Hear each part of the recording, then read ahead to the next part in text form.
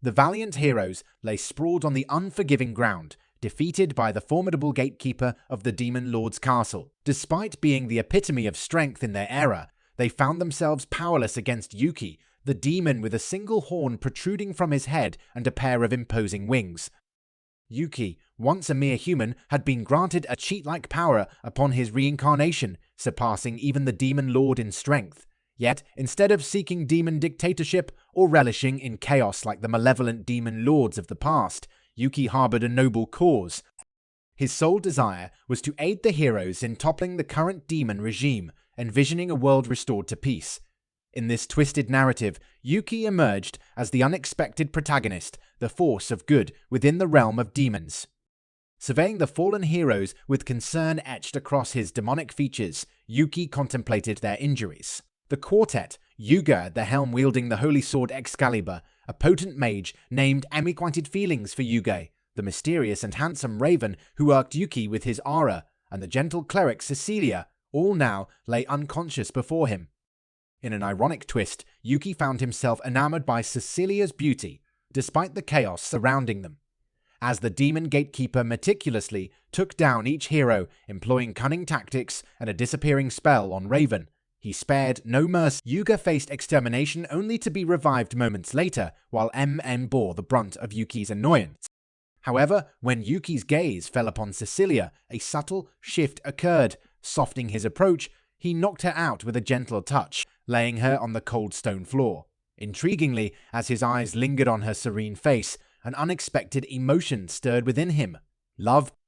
In the aftermath of the battle, Yuki, torn between his demonic duties and newfound affections, ordered his loyal subordinates to safely evacuate the defeated heroes outside the castle. Undeterred, the heroes, fueled by unwavering determination, returned after a mere 30 days.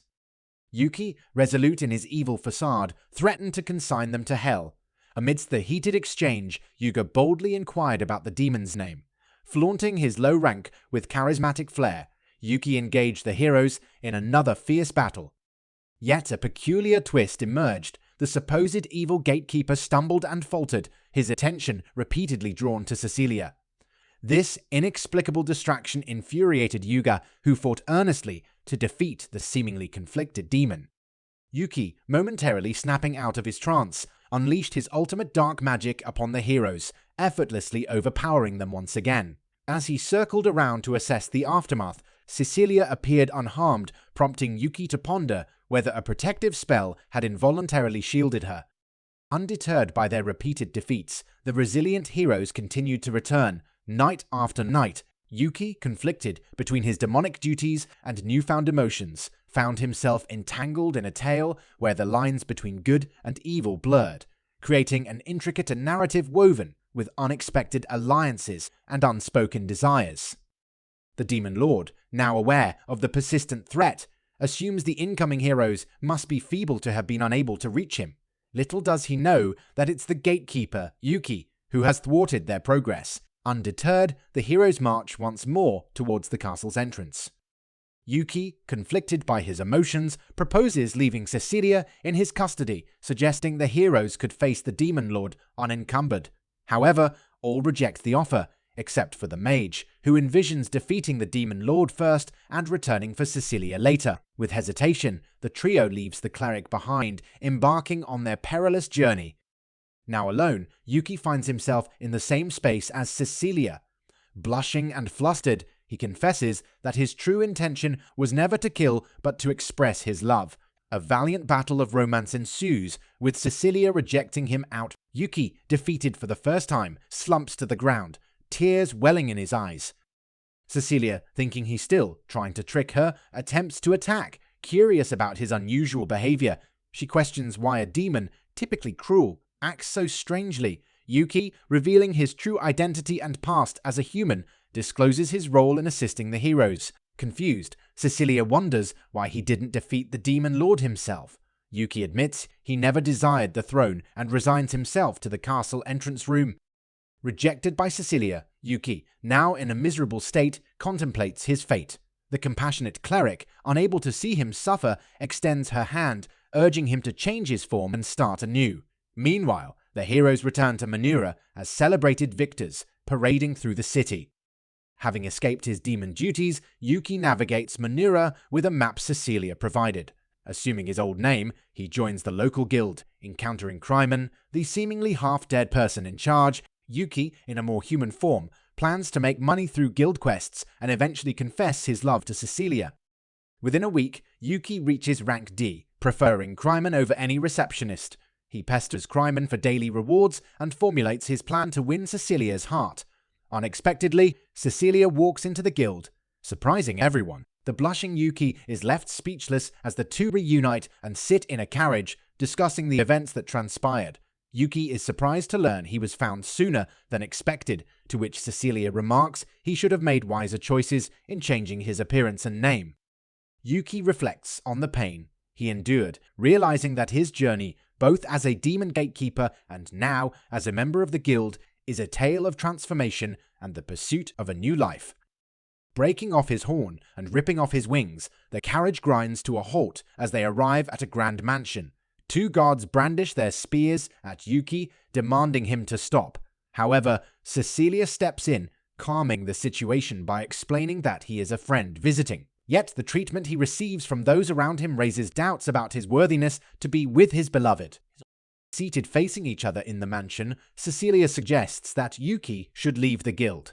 She elaborates on the potential dangers of becoming too popular, attracting offers from different nations. High-ranking S-tier heroes are often sought after, with nobles enticing them through marriage proposals. Yuki, in a moment of flippancy, asks if Cecilia received any proposals. She discloses that she rejected every single one, offering him the opportunity to work for her personally upon leaving the guild. However, Yuki, in his usual extravagant manner, rejects the offer. He expresses the need to pursue Cecilia on his own terms and achievements, rejecting the allure of fame and working for other nations. His sole focus is on her, a declaration that makes her laugh at his antics. The meeting concludes with an agreement to address each other by their first names. Confidently approaching her mansion the next day, Yuki finds himself halted by human gatekeepers. Dejected, he wanders into the city and spots Raven, the handsome hero swordsman, surrounded by admirers. Yuki cunningly points in a different direction, diverting the crowd's attention. Seizing the opportunity, he grabs Raven's arm, leading them to an alleyway. Raven, still maintaining his cool and mysterious persona, remains silent. Growing irritated, Yuki starts to walk away, only to be stopped by a voice that belongs to an anime character. Astonished by the reality unfolding before him, Yuki learns that the supposedly cool hero is insecure about his voice, having been bullied for it. The shy hero awkwardly asks Yuki to be his friend, revealing that only his mother and cousin had not laughed at his voice before. Yuki, too, joins the select few who appreciate it. They formally introduce themselves, and Yuki realizes that this seemingly stoic hero has a depth to him, albeit mixed with a touch of absurdity. Morning at the Adventurers Guild is uneventful, with Yuki receiving a simple sandwich for breakfast. A woman, finding amusement in watching him eat, sits close, offering a smile. Her beauty doesn't escape Yuki's notice, adding another layer of intrigue to his unfolding journey. Celia Aquarian, the mother of Yuki's beloved Cecilia, reveals that she is already familiar with him through her daughter. Yuki, feeling incredibly shy, hastily gulps down his breakfast and stammers beside her. Anxious to understand why she's engaging in conversation, he tries to rush the discussion. Celia, unfazed by his nervous demeanor, giggles and apologizes for the earlier rude behavior of the guards. Expressing a genuine desire to get to know him better, she acknowledges his feelings towards Cecilia. Testing his reaction, she suggests heading back to her mansion, and Yuki readily agrees. As they walk through the main door, they are greeted by an XAR adventurer now working as a maid. Spotting Cecilia in her nightclothes, she retreats in embarrassment, having overheard their conversation. Celia discloses that she has been eavesdropping and mentions that proposals for Cecilia have even come from the hero Yuga. Fueled by anger, Yuki passionately describes his determination to win her over. Surprisingly, Celia offers her daughter's hand in marriage, a proposition Yuki politely refuses. He asserts the need to secure a good living before confessing his love again. It becomes evident that this was a test, and Yuki has successfully gained approval from the mother. Now, deep into the Orsal forest, as a ranked C adventurer, Yuki intensively searches for the cockatrice to slay. His efforts escalate as he learns that the hero is also pursuing Cecilia. Suddenly, he is ambushed by an armor-wearing demon without a head, one of his subordinates, the Duke of Dolan. Concerned about Yuki's altered state without horns and wings, the Duke informs him that the other two, Harpy Happiness and Pixie Chic, are also searching for him. Touched by their loyalty, Yuki realizes their importance in his life. The subordinates express worry, assuming that Yuki might struggle in the real world due to his erratic behavior. He updates them about meeting a human girl and being smitten. Curious, they morph into strange-looking humans, with Harpy facing the challenge of changing her form, wings needing to be plucked off. The demons confidently march towards Cecilia's mansion, unregretful of their choices.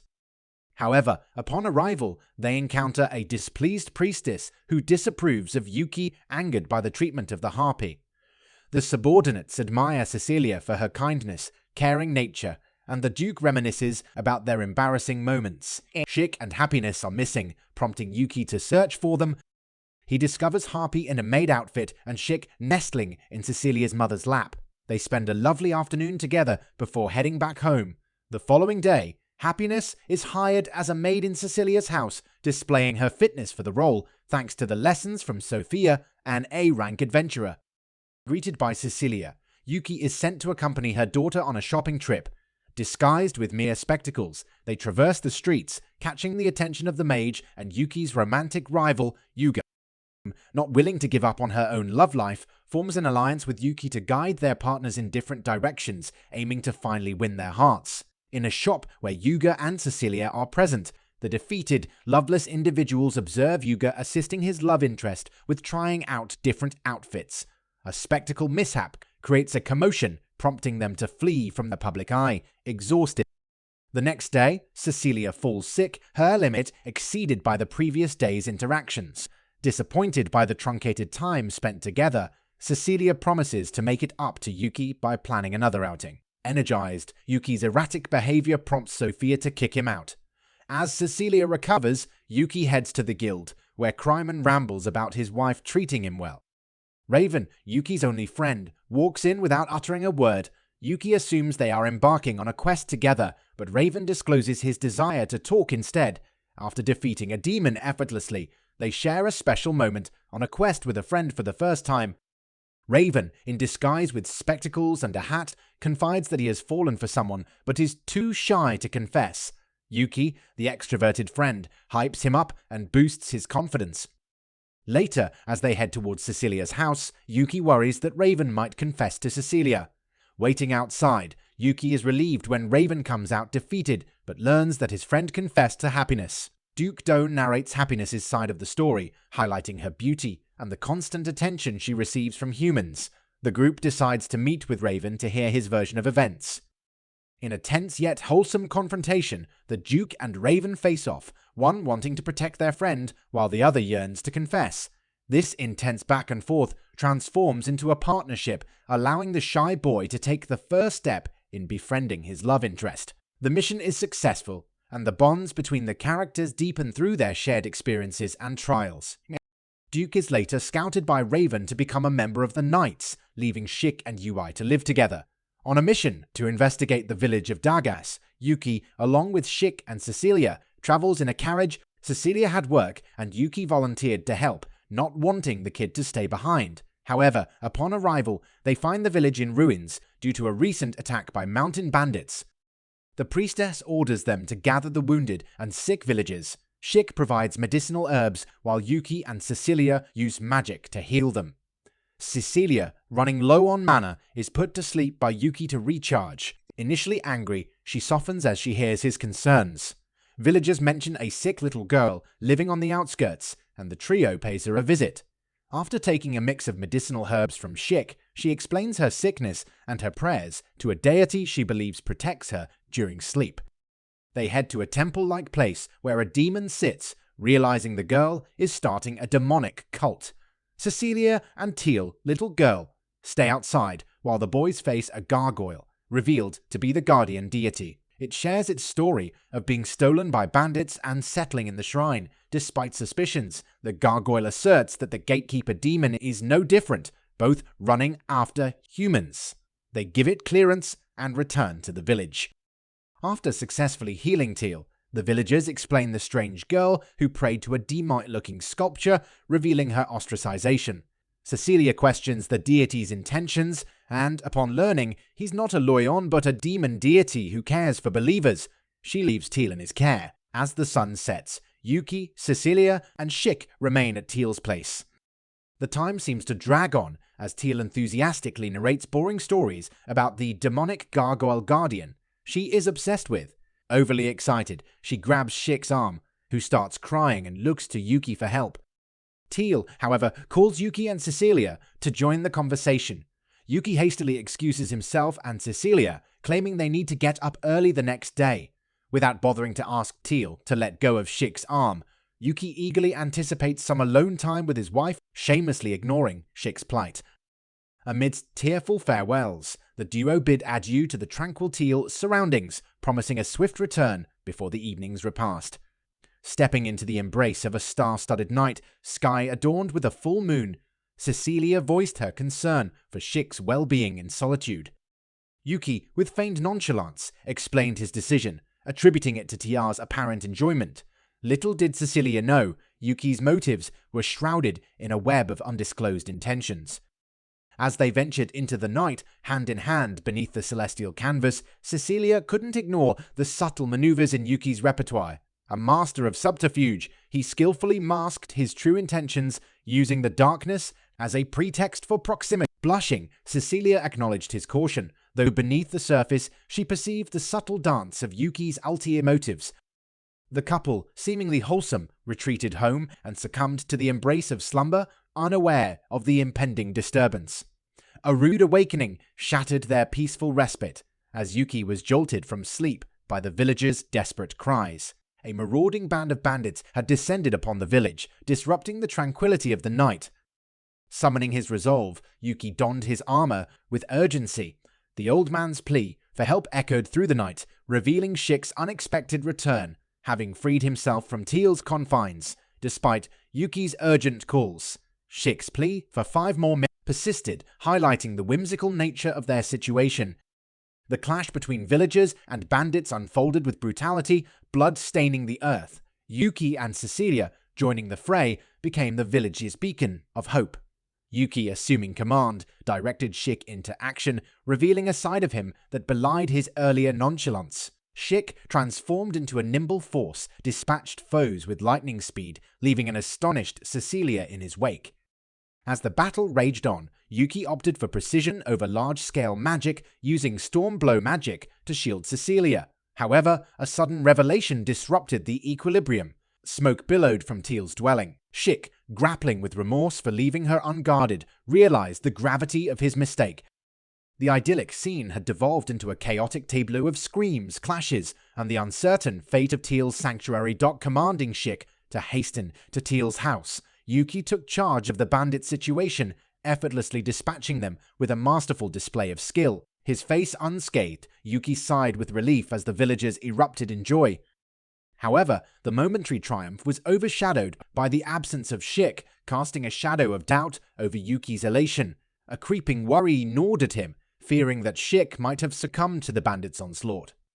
Despite his trust in Shik's combat prowess, doubt seeped into Yuki's thoughts. The possibility of Shik losing to the bandits who targeted Teal's house haunted him. Without elaborating on his concerns, Yuki dashed into the forest, his expression etched with worry. In the heart of the woods, he stumbled upon Shik and Teal, but disbelief widened his eyes. Teal, immersed in ceaseless tears, and Shik, on the verge of breaking down, framed the lifeless body of the once vibrant gargoyle, a guardian deity cherished by Teal, now stained with blood. Between Shik and an unknown adversary, the dangerous aura emanating from the mysterious man gripped the atmosphere. Holding a bloodied sword, he disregarded Shik and turned his attention to the newcomers, Yuki and Cecilia. Inquiring if they were villagers, he quickly discerned their elevated status as the village's notables from their attire. Shik, interrupting the dialogue, lunged at the enemy, yet the opponent effortlessly countered, sending Shik hurtling into a wall. Undeterred, Shik rose with heightened fury, revealing the prolonged struggle he endured. Before Shik could launch another attack, Yuki intervened, urging him to calm down. Seeking a summary of the events, Sheik explained that the gargoyle had valiantly protected Teal against the bandits, only to be betrayed by the assailant. The enemy, callously dismissing the gargoyle as a mere monster, taunted Sheik for his tears. Yuki retaliated with magic, but it dissipated upon contact with the adversary. Stepping forward, Cecilia cautioned Yuki to stand down, unveiling the identity of the foe hero, Myra from the Gies Empire. His weapon, an artificial magic eater, could absorb magic, rendering Yuki defenseless. The revelation unfolded that other countries harbored their chosen heroes, and Myra's sword, a replica of the holy magic sword, possessed formidable abilities. Myra, interrupting the conversation, ordered them to face him in combat, eager to conclude the confrontation swiftly. As Yuki attempted to reason with Myra, Cecilia disclosed the hero's lack of honor and dignity, emphasizing the dire predicament they faced against an adversary with a ruthless agenda. Seemingly bereft of reason, hero Myra justified his actions by asserting the right of every hero to eliminate monsters. Despite the gargoyle's grievous injuries, he persisted in deeming it a threat, prompting Omat to approach what he considered a monstrous entity. Teal, however, defiantly stood in his path, imploring him to cease his onslaught. Cecilia, invoking the potential consequences of a Gies Empire citizen, harming a Clarinet's kingdom denizen, warned of impending war, but Myra remained indifferent to the looming conflict. Unmoved by diplomatic threats, Myra redirected his attention to Cecilia. Before he could lay hands on her, Yuki intervened, indignant at the audacity of a man who had harmed Teal and injured Sheik. The aggressor dared to point his sword at Yuki's waifu, prompting a defiant smirk from Yuki. Undeterred by the apparent impotence of magic against Myra, Yuki unleashed a barrage of storm blows, only to witness them absorbed effortlessly. Realizing the peril of an extended battle, Yuki strategized, launching a massive amount of magic that required time for Myra to absorb fully. Exploiting this window, Yuki attacked from an unexpected angle, showcasing a deceptive victory that even made Cecilia cringe. As they tended to Sheik's wounds, the hero resurged, hurling a spear toward the gargoyle. Tragically, Teal intercepted the attack meant for her guardian deity, taking the blow instead. Yuki, demonstrating his maximum speed, intercepted the spear but couldn't prevent Teal from falling due to the impact. When questioned about her self-sacrifice, Teal simply expressed her gratitude and desire to protect the guardian deity who had shielded her countless times. Meanwhile, Myra, recovering, cast a spell that showered thousands of arrows on Cecilia. Yuki shielded her, but the diversion allowed the hero to escape. Apologizing for their inability to fulfill their duty, Yuki and Cecilia shared a moment of remorse. Yuki, critical of his reliance on infinite magic, voiced his disappointment in himself. Determined to pursue justice, Yuki questioned Cecilia about the absence of villagers, and upon learning that this place was rarely visited, he underwent a startling transformation. Horns protruded from his forehead, wings unfurled, and his demon form emerged, sending shivers down Cecilia's spine. Despite the ominous transformation, Yuki reassured her that his conscience remained intact, assuring her that he was still the same person. A smile graced his face as he turned to embark on the pursuit of Myra, vowing to confront and vanquish the elusive adversary. Leaving Cecilia speechless, Yuki concealed his face with a scarf and soared away at maximum speed. In no time, he confronted Myra, whose face betrayed signs of fear at the sight of the approaching demon. Yuki, unrecognizable in this demonic form, declared Myra's impending punishment for the crime of mutilating his subordinates. Despite Myra's attempt to attack the airborne demon, a single blow from Yuki left him coughing up blood.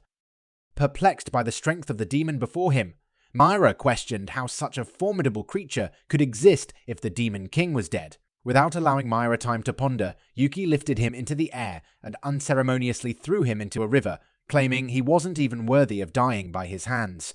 Faced with utter humiliation, Myra vowed revenge before plunging into the river that flowed toward the Gies kingdom, sparing his life. Returning to his normal form, Yuki found his horns and wings persisting. As he walked towards Cecilia, contemplating the difficulty of removing them, he empathized with her evident worry. Pledging to never transform again and to live as a human, Yuki reassured Cecilia, promising to maintain his human guise. Fortunately, they had managed to save Teal's life through healing magic, with the gargoyle holding her hand throughout the ordeal. Meanwhile, Shik remained despondent, likely due to his defeat against Myra. With their task complete, the trio decided to depart from Dog's village. Upon entering Teal's home to bid farewell, they were surprised to find Gargoyle still present. Teal implored them to take her and Gargoyle to the city of Manura, seeking a cure for the gargoyle's missing wings and arm. Yuki devised a plan to transform Gargoyle into a statue of Buddha, making transportation inconspicuous. Upon arriving in the city, Yuki reunited with Duke in apparent happiness. Astonished at how Duke and Happiness were already informed about the recent events, Yuki learned that Shik, unable to cope with his humiliation, had shared the story. Duke and Happiness, fueled by rage, were eager to seek out the assailant immediately. Yuki calmed them, revealing that he had tossed Maya into the river. While disappointed, Duke and Happiness redirected their focus, and Yuki's priority shifted to finding a solution to Shik's lingering emotional turmoil. Concluding that Cecilia might hold the key to lifting Shik's spirits, Yuki set his sights on helping his depressed comrade. The duo's attention was suddenly drawn to the Buddha statue on the table, sparking a barrage of insults and roasts. Gargoyle, in his original form, appeared, prompting Duke and Happiness to unsheathe their swords. Yuki swiftly clarified the misunderstanding, and soon the trio bonded, exchanging nicknames and forging camaraderie. The headmate entered, dragging Happiness away for training, leaving a parting comment on the perceived neglect of the Buddha statue. Yuki decided to visit the guild and approach the receptionist, only to be astonished to find Krian as the assistant guild manager. Despite the complaints, the receptionist acknowledged Krian's competence, recounting a time when he managed the guild alone for 3 days during a hero parade. Yuki inquired about Cayman's whereabouts, learning about his hospitalization due to an argument with his wife. And visiting Cayman, Yuki excitedly prompted him to share his love story. Cayman, once a drunkard with a robust physique, recounted how Sophia approached him in a bar, leading to their partnership as an invincible duo. Over time, Cayman's feelings for Sophia grew, culminating in a surprising marriage proposal.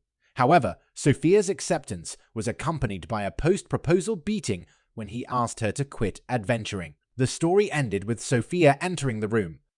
Back home, Yuki transformed Gargoyle's statue from Buddha to a sphinx, his mind restless as he contemplated Cecilia. Bored, he indulged in changing Gargoyle's statue shape repeatedly. Suddenly, Cecilia and Happiness knocked on the door. Yuki's excitement soared at the sight of Cecilia, only to be disappointed that she wasn't alone. The duo proposed a friendly match, questioning the whereabouts of Gargoyle's Buddha statue. Yuki pointed to the new nude statue, only to face rejection in his artistic pursuits. Cecilia shared that Shik, after incessant crying, had been taken to the mansion and was feeling somewhat better. Relieved by the good news, Yuki found himself even more enamored with the caring Cecilia.